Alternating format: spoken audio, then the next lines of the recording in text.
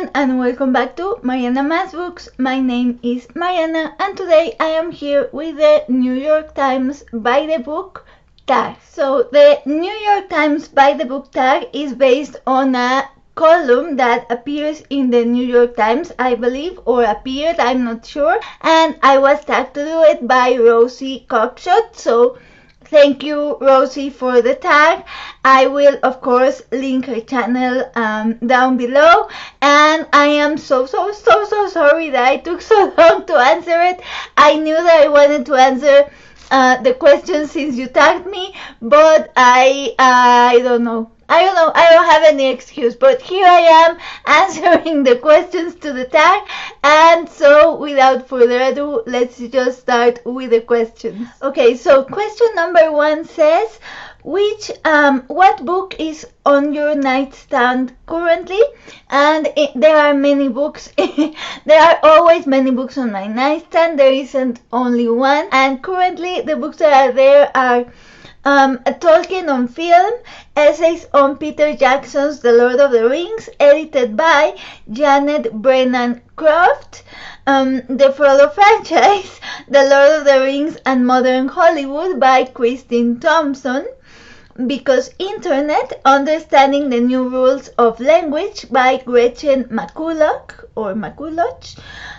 No Time to Spare, Thinking About What Matters by Ursula K. Le Guin, and my newest addition to my nightstand is Children of Ash and Elm, A History of the Vikings by Neil Price.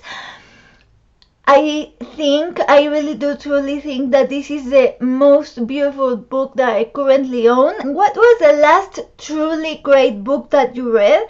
And before I answer the question, I just have to say that I think this is an inherently snobby question. Just because the way that it answers, like the last truly great book, like not the YA fantasy book you recently gave 5 stars to and that are saying is great. No. The last truly great book, like, I don't know, Dickens level or something like that. If not, it doesn't count. So yeah, that's like something to pick apart another day. But the last truly, I have read several great books, truly great books, but the one I have to mention is The Lord of the Rings by J.R.R. Tolkien. Just this October I finished a reread of the 3 parts of Lord of the Rings, and I'm not going to talk about it because I could be here for hours, but yes, that's the last truly great book I read. Then the next question is, if you could meet any writer, dead or alive, who would it be and what would you want to know? Well, I am a woman obsessed right now, so I would like to meet J.R.R. Tolkien. And I could say something really smart, like a really smart question that I would like to ask him, maybe about linguistics or about the process of constructing languages or something really clever like that. But in all honesty, I think I would want to know about Eomer's personal life. Like, honestly, truly, that's what I would want to know. Like, I would be like, where did he meet his wife, and where did he take her out, and tell me about their son, and how was Eomer as a father. Yes, Eomer is my crush from Lord of the Rings, if you couldn't tell. That's honestly, that's probably what I would want to know. Yeah, so just pretend I said something more clever than that. The next question is, what books might we be surprised to find in your bookshelves, on your shelves? I'm not sure about which books you would be surprised to find on my shelves, because I think I read fairly widely and I read across all genres. I hate to say that because it's like, well, yes, but everyone has a preference. But I truly do. I feel like I've talked about non-fiction, I've talked about middle grade, I've talked about romance, I've blah blah blah. I've talked about all genres, so I don't know what would surprise you. I guess I could say the weirder genre that I read, like subgenre, is science fiction romance, more specifically alien romances. I'm currently reading, for example, the Stolen by an Alien series by Amanda Milo. But I'm not sure how much it would surprise you, given the fact that I've told you that I love shifter romances. And I feel like alien romances are just like one step away from shifter romance, so I don't know how much it would surprise you. The next question is, how do you organize your personal library? Well, as you can see, I don't have tons of books. We have a lot of books in our house, but the ones that are like mine, are the ones that you see behind me. And basically what I do is like I roughly separate them from first read and unread, and also fiction and non-fiction. So the very top shelf, that one is read, and it are like series and collections. So all my Tolkien books, all that is the very top shelf. But then the next one is unread fiction books, and then the next one is unread non-fiction books, and then the next one is read non-fiction, and so on. So that's how I organize it. Okay, so the next question, the next question, I kind of took it as a single question in two parts, and it says, what book have you always meant to read but haven't gotten around to yet? And anything you feel embarrassed never to have read. And the reason I'm going to separate those two is because I think those are two separate questions. So, for example, a book that I have always meant to read, but I haven't gotten to yet, is The Silmarillion by J.R.R. Tolkien. I will most likely read it soon, because again I am a woman obsessed currently, so I will probably read it soon. But it's a book I've been meaning to read for years and I haven't. So that would be the answer, or a answer to that question. But the second part, it says anything you feel embarrassed never to have read. And sure, like everyone says, like, oh no, you don't have to be embarrassed about not reading anything, and blah, blah, blah, which is true. You don't have to be embarrassed about not reading anything, and there isn't any book that you should or shouldn't read. That being said, when you are a nerd and when you're a book lover, there are probably some books that you do feel a little bit embarrassed about not reading because you want to be like well read, quote unquote, right?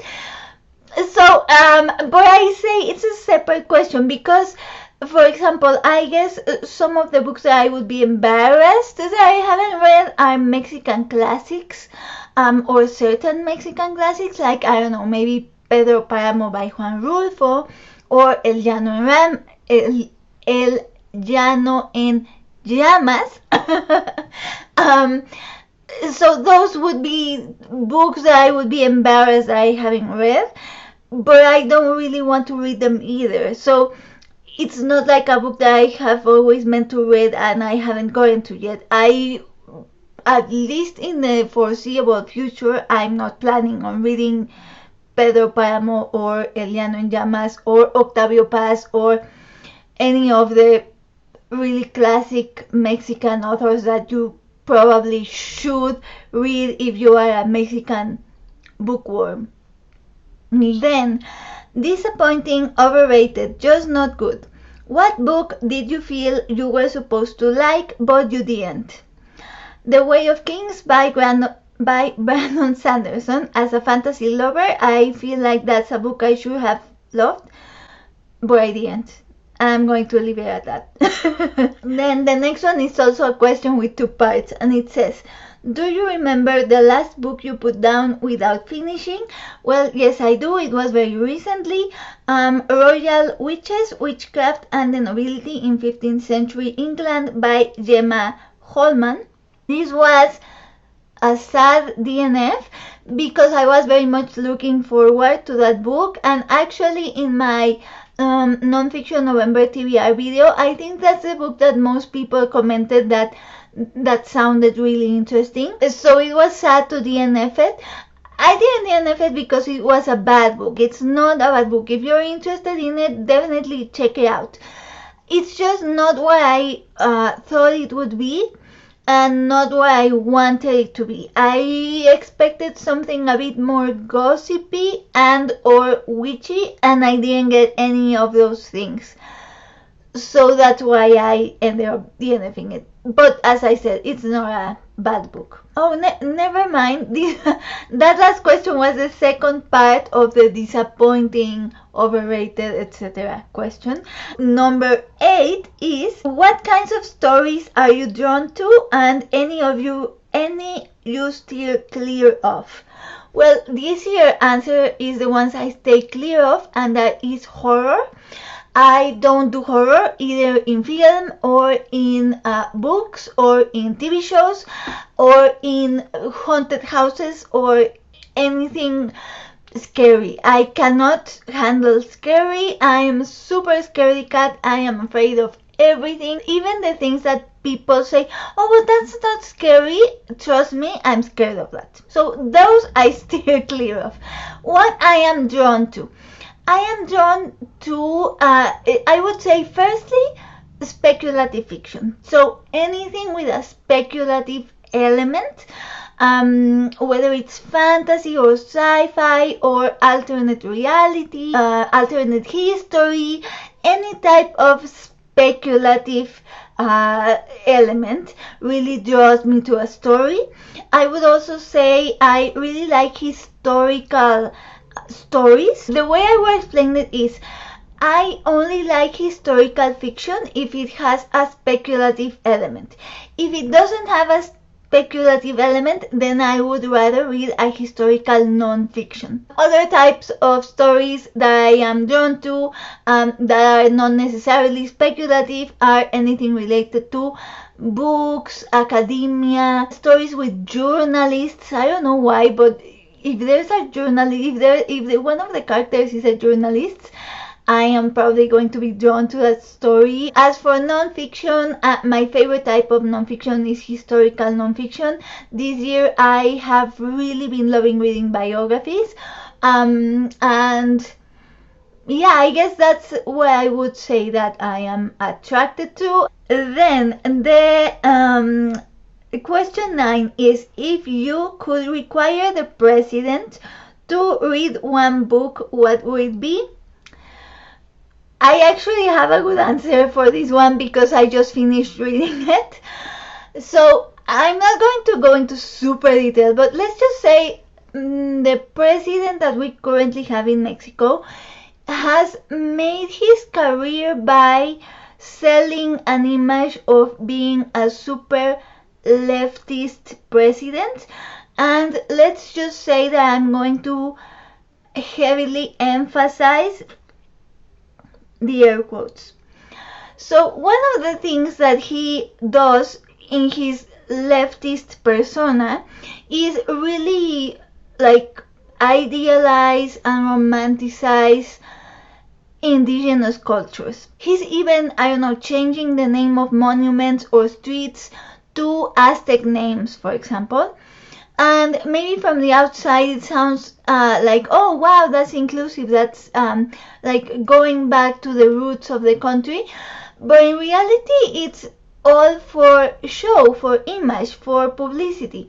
And recently I just finished the book Manifiesto sobre la Diversidad Lingüística by Yasnaya Elena A. Gil, which would translate to something like Manifestos on Linguistic Diversity. And it talks about, the author Yasnaya is an indigenous woman from the Mije culture, and she speaks the Mije language, which is one of the hundreds of indigenous languages that are spoken in Mexico. And that book is a collection of essays of her experience growing up as an indigenous woman and with the lack of linguistic rights that there are in Mexico for indigenous language speakers. So just for that alone, it would be, I think, a must read for any politician really that wants to go into a position of power in Mexico, to learn about indigenous people in Mexico.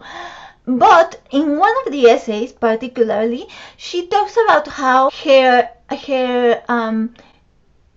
ancestors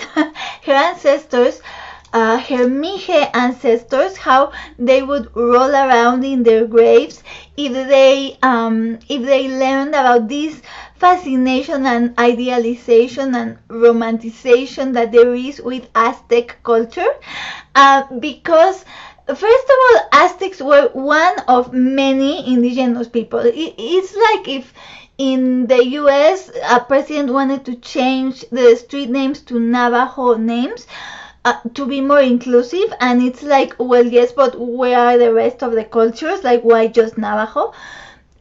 But also, not only that, not only Aztecs were just one of the many cultures, but they in fact were like sort of like the imperialistic culture in pre-Hispanic or pre-Columbine era Mexico.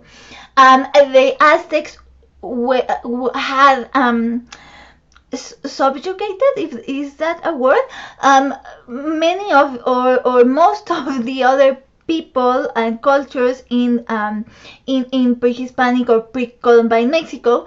They had to pay tribute to the Aztecs because they were under the Aztec rule, so they had to pay tribute under pain of violence, basically. So the fact that the president is glorifying the Aztecs and changing names and like giving such focus to the Aztec people, it's bad in the sense that he doesn't acknowledge all of the other cultures that there are and the diversity of indigenous cultures in Mexico. So, yes, that's the book I would have him read, Manifiesto sobre la Diversidad Lingüística by Yasnaya Elena Gil. The very last question is, what do you plan to read next? Because December is like a hectic month with Christmas, my birthday, and many other things. I don't want to put a lot of books in my TBR because I just want to read whatever I feel like. But the ones that I would like to read are Middlemarch by George Eliot, The Brontes by Juliet Barker, and Letters from Father Christmas by J.R.R. Tolkien, which, if you remember in my last 10 books tag video, I mentioned that I really wanted that book and I couldn't get a hold of it. Well, I finally, I don't know, they stocked up on Amazon or something, but I could finally find it in, like a hard copy. So my mom bought it and she's going to give it to me for my birthday, which is December 13th.